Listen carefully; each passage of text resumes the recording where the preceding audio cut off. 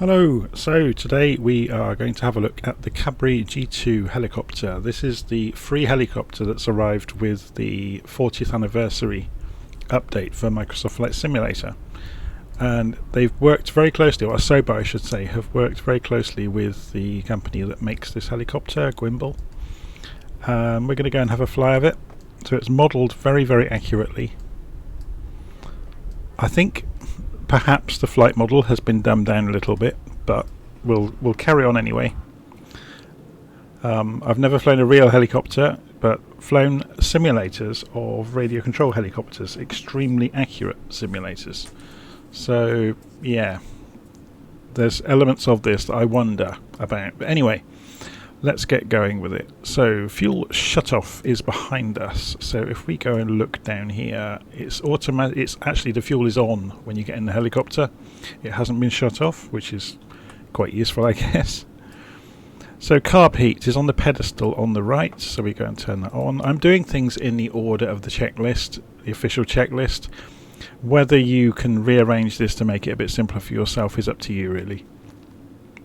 The master switch is on the pedestal on the left, and then the governor is inside the switch.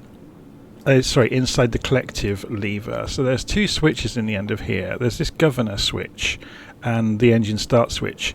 So the governor you have to pull against the edge of this, and that switches the governor off, and the light goes out up here.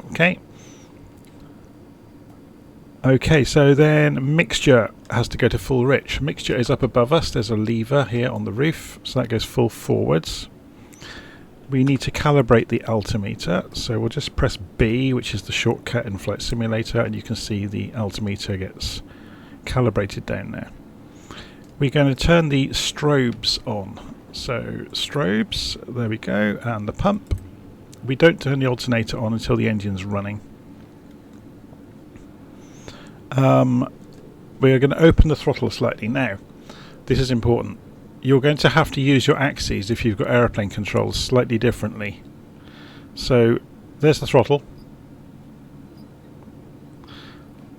and there's the collective or pitch of the blades.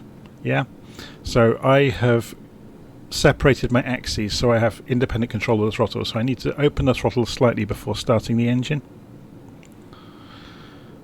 So we need to go and turn on the magnetos and the plasma. They are on the end of here, so that's the magneto switch. And then there's the plasma. And then once we've done that, just so you get to see this, you would probably map this to a button somewhere. There's the start switch, and that will start our engine. Once we've got the engine running, we can increase the revs slightly.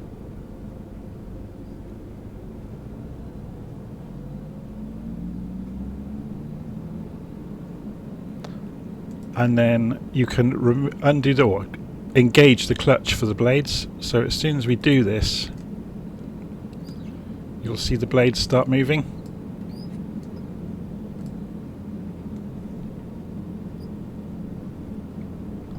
So the idea is you slowly increase the throttle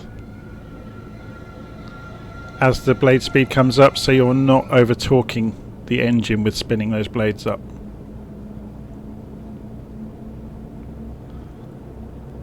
So if we go and look outside, you can see it slowly coming up to speed.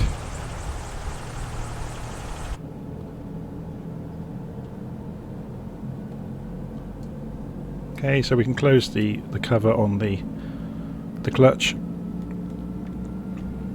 So now we've got the engine running, obviously we can go and turn the alternator on so we don't run the batteries down. We can put the landing lights on so we can see. In front of us it is sunset after all. We are at Booker Airfield, by the way. Okay, so the engine is up to speed. We can pull the throttle back. We don't have to run the engine absolutely flat out. Okay, so we're going to introduce, so what we're doing now, you can't quite see this. We're pulling this lever up, which is the collective, which introduces pitch into the blades. You can see at 50% it's tottering around on the ground. So we'll give it a little bit more and the helicopter rises into the air.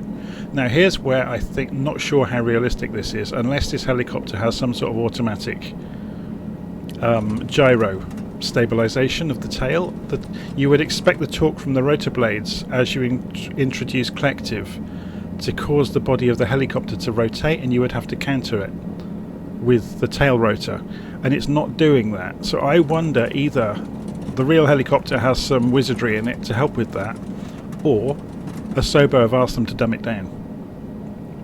So we can turn around quite simply using the tail rotor control.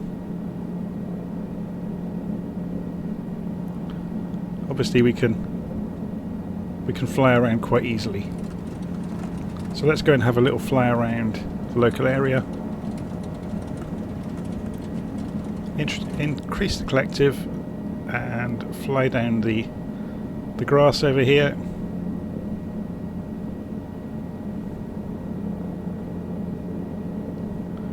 It looks very cool from outside, has to be said.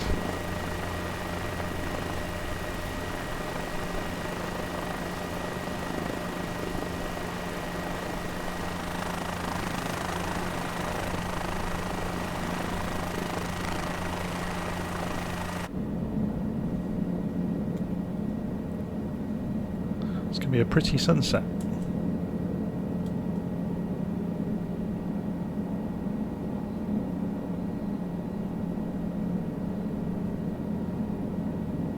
Just going to check the volume levels, make sure you can hear me over the blades. Yeah, you can hear me. That's fine.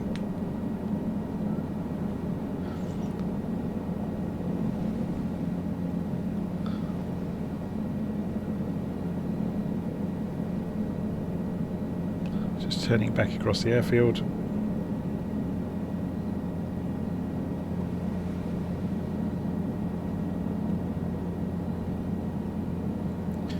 So yeah, the experience from when I was younger of messing around with radio control helicopters pays off in spades with flying the real ones, or the simulated real ones, because I know how the helicopter's going to behave and how it will react and how to fly it around. Obviously the huge attraction of a helicopter is you get to fly low and slow, which is great fun.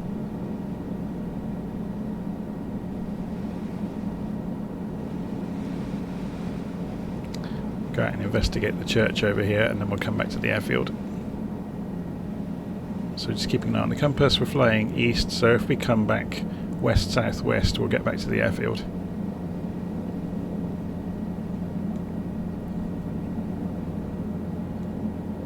So this is High Wycombe we're flying over, by the way.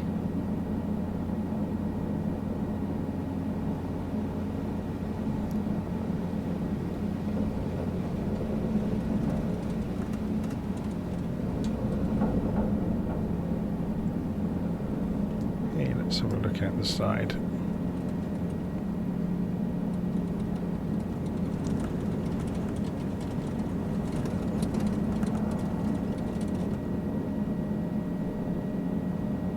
It's quite cool, isn't it? But you get to have an unrivaled kind of look at the modelling of objects in the simulator.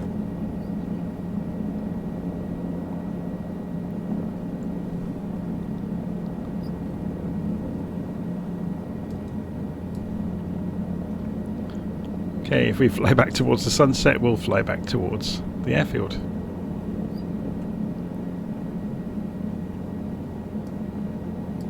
So there's an acquired knack, I guess, to flying a helicopter. It doesn't take long to learn.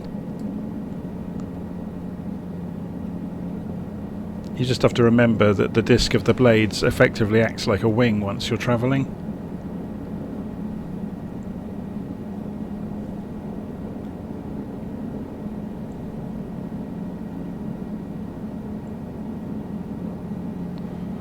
So let's see if we can go and land in a sensible location back at Booker before the sun gets too low.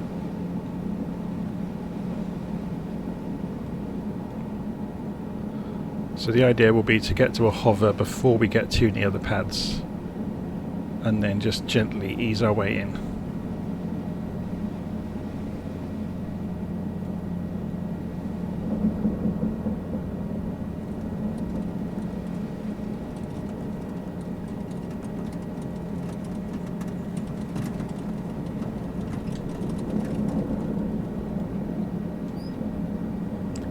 going to centre our view up before we hit the ground. I haven't got enough hands because I haven't got proper helicopter controls to control the views in Flight Sim and let go of the controls. One of the big problems of flying a helicopter is you really can't let go of the controls. So you need to get this view ready before you get there. Notice you can see through the floor where your feet are. That's important. So we'll go for pad number 4 here. I think it's number 4. So we're just going to edge forwards, straighten the helicopter up.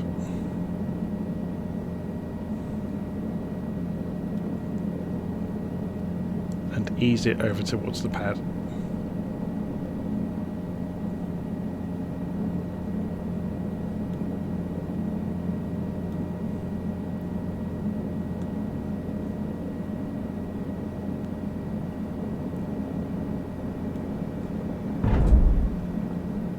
Could have been a bit smoother than that.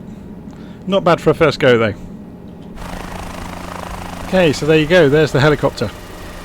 Obviously you want to cut the blades. If you want to slow the blades down, you can just pull the throttle back, pull the clutch on the blades, and everything will slow down. Okay, so there you go. Flying the, what's it called again? The Cabri G2 in Microsoft Flight Simulator. It's not too difficult. It seems to be that they have simplified the flying of it somewhat. It may be, though, that these modern helicopters have got electronics to stabilise the tail. Certainly radio control ones have it. They have gyros built in. So there you go. I'm going to leave it there. Hopefully you enjoyed that. And I'll see you again soon.